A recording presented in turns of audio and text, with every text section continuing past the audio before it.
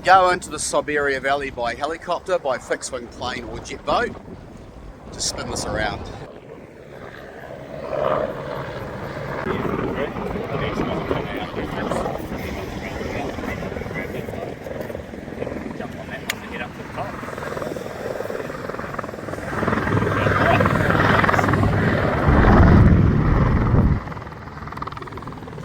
So guys, there's three ways to get access to Siberia Valley. One is by chopper that you've just seen. The other one's by jet boat and also fixed wing. Fixed wing the aircraft. Fixed wing aircrafts can't fly in certain conditions because of the wind, and they get katabatic and anabatic winds that come over the mountain range behind us here, so they can be quite challenging for an aircraft. The helis can pretty much fly most of the time, and this is the jet boat here that we're going on. Or one of them. They've got a series of them. It's quite busy at the moment, obviously being mid-February. We've got Chinese New Year at the moment, but to be completely honest, fortunately the Chinese haven't started to hammer this area, but it is only a matter of time.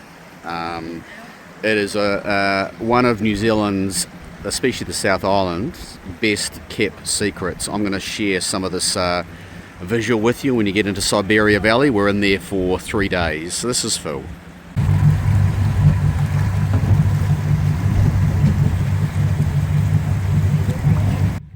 Drink out of this water, guys. This river is so crystal clean. This is New Zealand.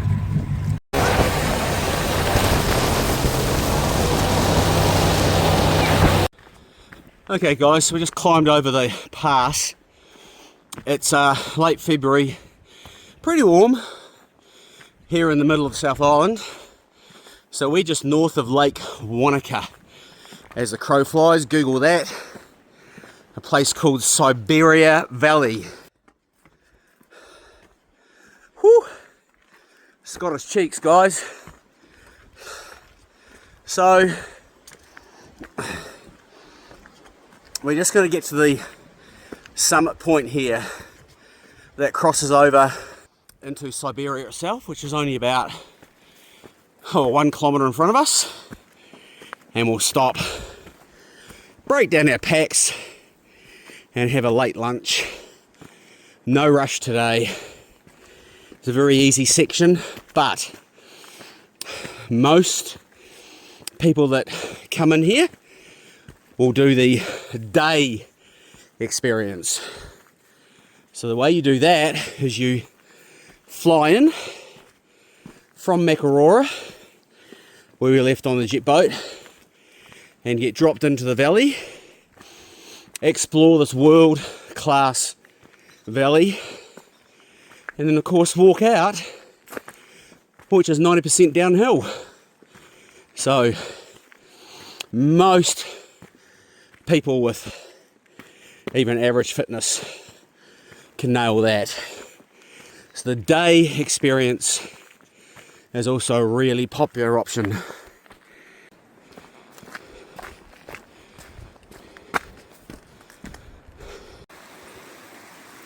Nice little drinkable water creek here. This water is 100% safe, by the way. You don't have filthy, dirty human activity upstream, and you've got no livestock. And I don't know if they poison in here, to be honest, but certainly nothing going on at the moment. New Zealand's government drops 1080 poison, which is a salt-based tablet. So we're going to just walk along this ridgeline here, and if you zoom in centre picture, that's where the hut is, just on that point there, just in here, right there is where the hut is. So that's the Siberia Valley hut. Breathtaking valley. Look at the big snowbank in the Southern Alps behind here. This is big country, and not forgetting we're sort of 600 to 700 meters above sea level here, so gets all the weather. A lot of snow here in winter, but absolutely breathtaking. You'll see the windsock there. That's the airstrip. There's a grass airstrip in here. As I was mentioning earlier, a lot of people come in here for day trips. They'll get dropped off here. They'll have a lunch, early lunch at the hut, or on this track we're walking on now. And then of course most of the work for them, having a little light day pack, is dropping down to the Wilkin River, hooking up with a jet boat, and then getting that wicked trip out on the river. And it's getting more popular every season, and we've noticed, in a not too distant future, the Asian market will get hold of it and it'll be changed forever.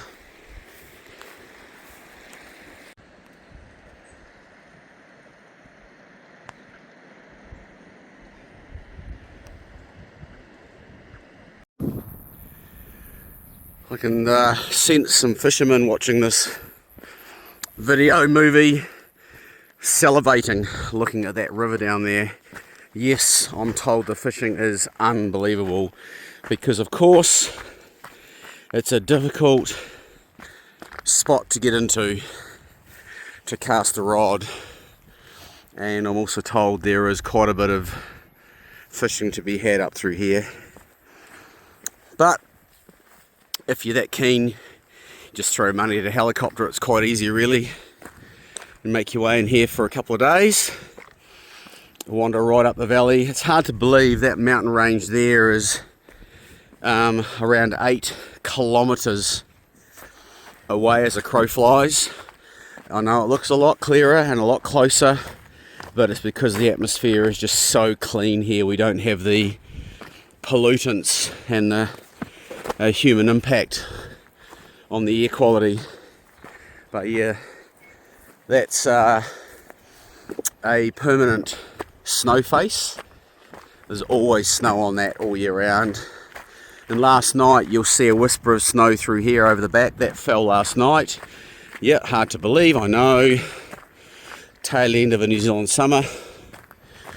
Why a lot of us Kiwis, especially in the South Island, we're already booking our holidays to the Pacific Islands for July, August, to get out of the cold. You've just got to let your body feel some sun on it. I really feel for the Scandinavians, Norwegians, especially the Finnish. We're in Finland summer before last, and they only get about 8 weeks of summer. Look at that beautiful river. Wow, this is Siberia.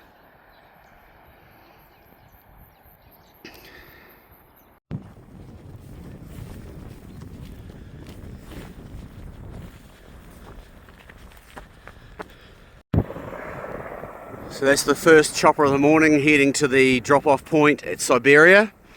So no doubt they'll be doing a walk from the high point here, and they'll be dropping down into Kieran Forks to get the jet boat out.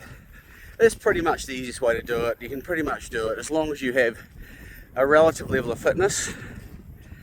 I know there'll be some cultures that'll start flying in here. We won't mention who they are, but they'll get off the chopper, set up their little tripods, take photos, selfies, smoke about a packet of cigarettes, get back on the chopper and disappear again. But we just love getting in amongst it. So it's one of these valleys that you want to walk in and get a feel for,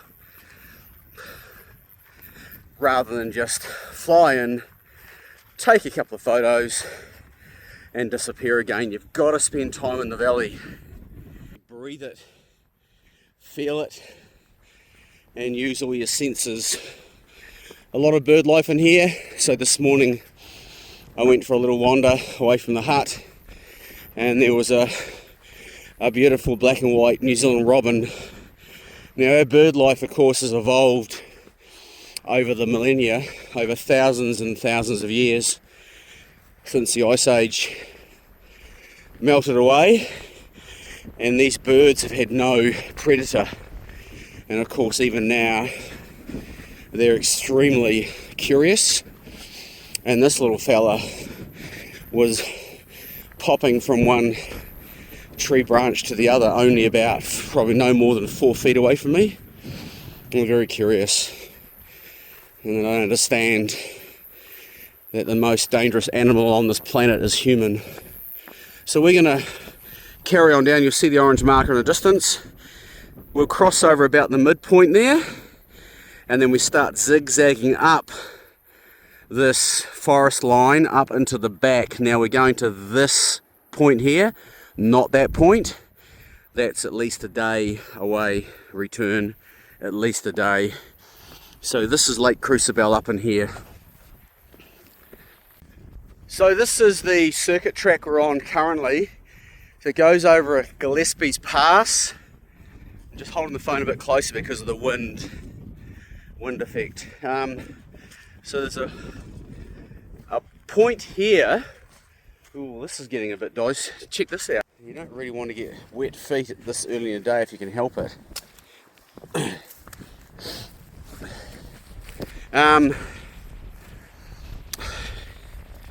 So there's a point here, you'll see a sign just up here in the distance. So that peels off to the right and zigzags up this pass over the back to Young Hut. Young Hut's the next hut if you wish to do the circuit. A lot of the young ones especially walk the whole circuit. Maybe shouting themselves a jet boat at the end, or just walking that last huge day out, lumbering a pack. Now you can also pay for your pack to come out, which is what we're going to do. So you leave your pack at the pickup point and they'll transport it out on the jet boat, take it to their offices, you go pay and release it there, which allows you to enjoy these tracks without having to lumber, 16 to 20 plus kilos of equipment on your back. So that option's available as well. But here's the point where it breaks away. So we're going to work our way down, follow the orange markers here rather than go that way. You'll see it's like a fork. Orange marker that way, orange marker that way. We're going to head down about another 200 meters, maybe 300 meters to our northwest, which is the way I'm walking now, and then we'll peel off to the left and enter that beautiful forest.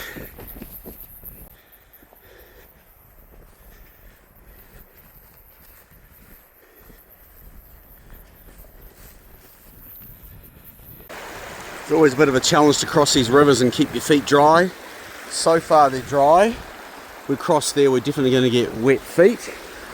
So the way to do it is to try and hop skip as best you can to try and keep as much dryness into your shoes as you can. But some will just walk through it. We might just hop skip along here and around, but I'm going to get wet either way. This will be fun. So, a little wet there. These two, Aiden and Natalia, are pretty hardy. They're not like your typical mid-20-year-old soft, doughy city dwellers. They're pretty into it, so... Oh look, she's going to put another step in there maybe. Good thinking, Batman. Okay guys, so we're just going to start entering the forest floor now, walking up the right side of this waterfall. So we've got about an hour 20, hour 30 possibly, clamber up through this forest. This is not for the faint-hearted, this track. It's a young person's track really. To be honest, the 20 and 30s and even early 40 somethings find this relatively easy in comparison. And when you get to our stage in life, it's a bit of a challenge. But don't let anyone tell you that Lake Crucible is an easy climb. It is not, and you're soon to see. So here we are on the flat. And just spin this around. And if you look about here, it goes straight up, and this is the start. So we're right down the bottom of the waterfall now. So I'm just ahead of the rest of the group. While they're getting themselves sorted, taking a few layers off, getting ready for the climb. You don't want to overheat. Okay, so this is flat. This is the climb. It doesn't look like much on camera, but we're going to have this for the next probably good hour and a half. Then we get up on the plateau, and the plateau even itself, don't be fooled when you come out of this forest. At the top section heading towards Lake Crucible, it's still quite a significant climb, but it's out in the open and mostly upper level grassland. That's looking back on the flats we just walked up. So Siberia Valley's that way to the hut. That's Gillespie's Pass up there, climbing up through this valley here that goes into Young Hut. So that should give you all a good idea as we start to work our way up this significant friggin' hill. My goodness, check that out.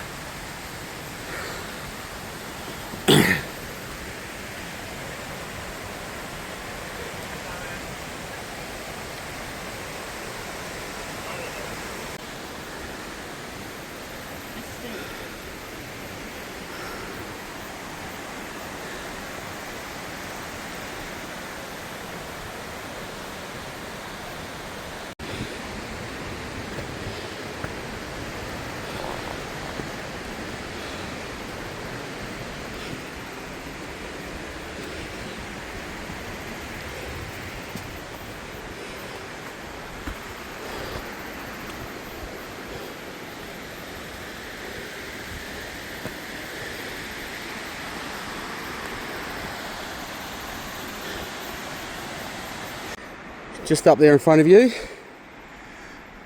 that's Nature's Handles. That's a really challenging face actually.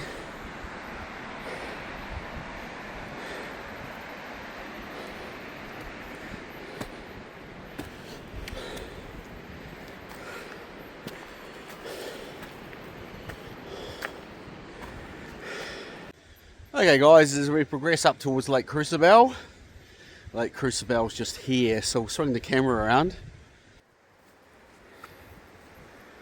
So we're going to climb up this plateau. Remember I was telling you before that it's still quite a climb. So probably another, I'm guessing 50-60 metres over sort of a slight increasing incline, but that's the glacier lake just up here. And I'll just zoom in here. So just right here. So we'll be up there in about 25 minutes, and that's the end point.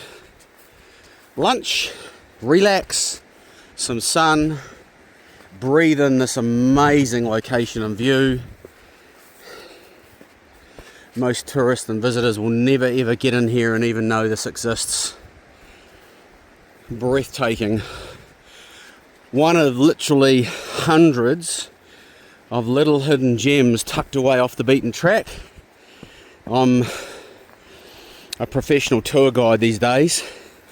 One of the interest businesses I have, and you can't get most of your clients in here, obviously. You can't even land the helis in here by law, unless it's a life-threatening evac. As we draw closer to Crucible, you'll see that it's a bit like a pimple that juts out of this valley floor, and obviously huge amounts of glacier ice in here in the early days carved this bowl out.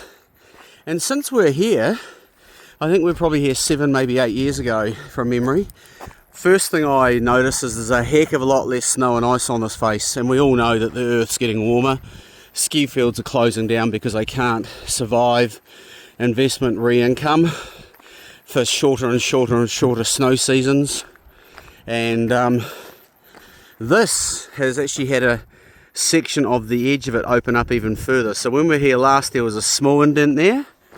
So it's opened up to quite a large one. So at some stage there's been a rock come down, maybe, and there's been a Tarn Lake tidal wave perhaps that's opened that area up. But these mountains are moving all the time. There's earthquake activity all through here, always. So New Zealand gets sort of 8 to 10,000 tremors a day, but most of those tremors are sub 2 on the Richter scale, so they're not even worth registering. Breathtaking. Absolutely stunning. It's really saddening, to be honest. In another less than 5 years, I'd lay money on it, I'd lay a wager with anybody. In less than 5 years, this will have literally no ice on it at all. So all this glacier ice is pretty much here all year round, as you would understand. This used to be a glacier face all the way through when we were here last. All over the tops had chunks of glacier ice, and on this side as well. So it's gone pretty much, and that's what's happening with glacier environments all around the world. We were in Switzerland, Grindelwald, Interlaken and Mont Blanc recently, and we also saw it firsthand. Still breathtaking though, it's stunning.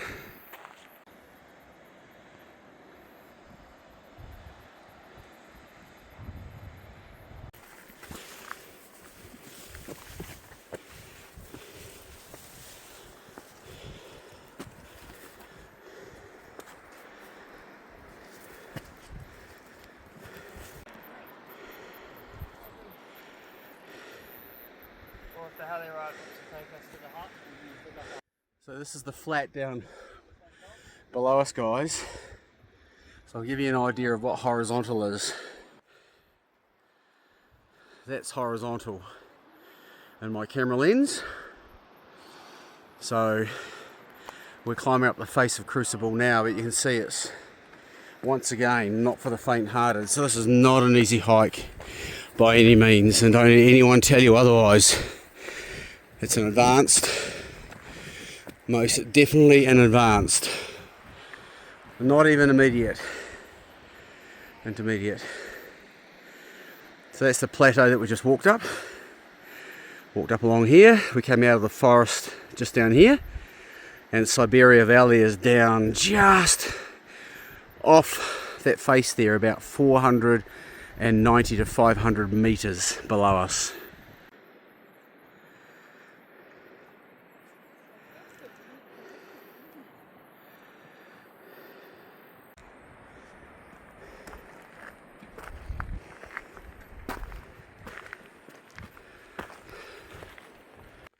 So this last bit of climb, always leave something in the tank, guys. We'll do what we did and stop on the flat, take on some energy. When you get older like us, into your 50s, you've got to feed the body. We're almost there, get ready.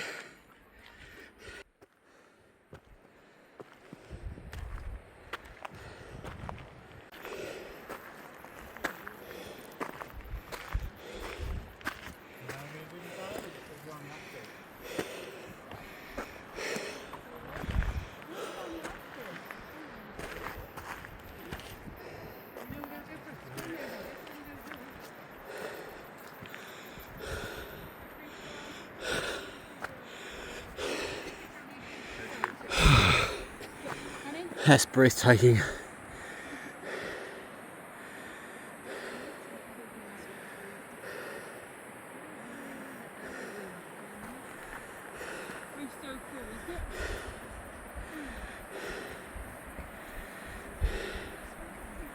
Okay guys, so here we are finally up at Lake Crucible, and quite a magnificent little spot up here. Most people wouldn't even know this exists. So we'll just forward face the camera now. So this is the drop off down back into the valley floor, which in itself is quite a drop, which we're going to attack now. It's running a bit late in the day. We've got a wind coming up now, a northerly wind, which is coming directly off the mountainside, and it is cold. If we were here a couple of hours earlier and there was no wind, we probably would have gone and explored the water itself. Lake Crucible, goodbye.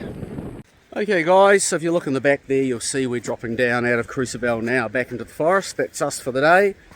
I'll sign off. Hope you enjoyed it. I hope this has helped at least a small group of people be able to understand what Crucible entails and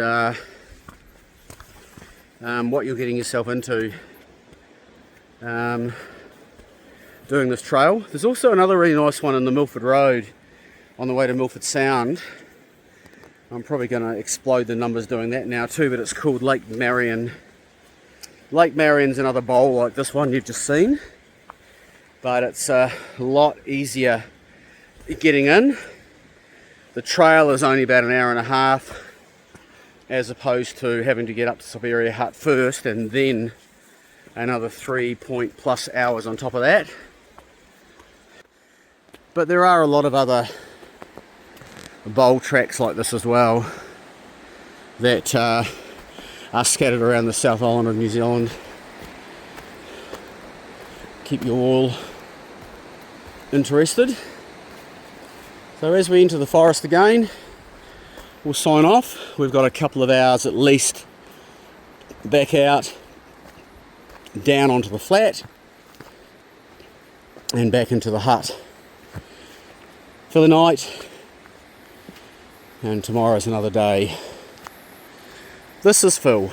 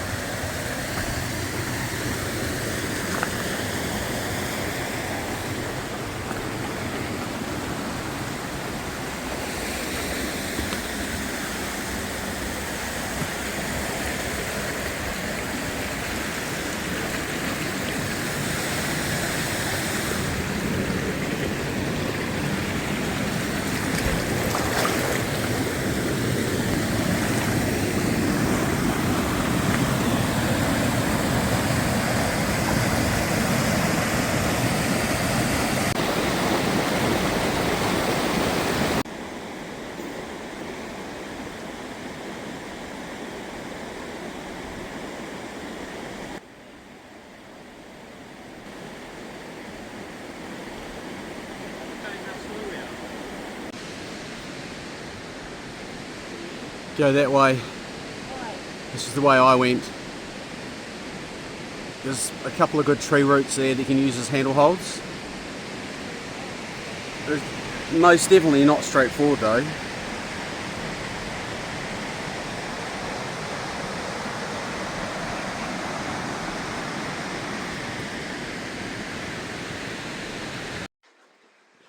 Hey guys, well this morning we're walking out and we've decided after yesterday's effort up Crucible that is not an easy climb. The 680 metre ascent and then descent up into Crucible and back down again to the hut. We're all feeling quite fatigued and weary, so we'll go and sit down at Kieran Forks and wait patiently our turn to get on the jet boat. We haven't booked it, but they operate a pretty good operation in the sense where when they've got people waiting, they run capacity via radio comms with their drivers and operators up at Kieran Forks pickup point. So it's quite common for them to have a good 6 or 8 people waiting, hovering, unbooked. Check this view out.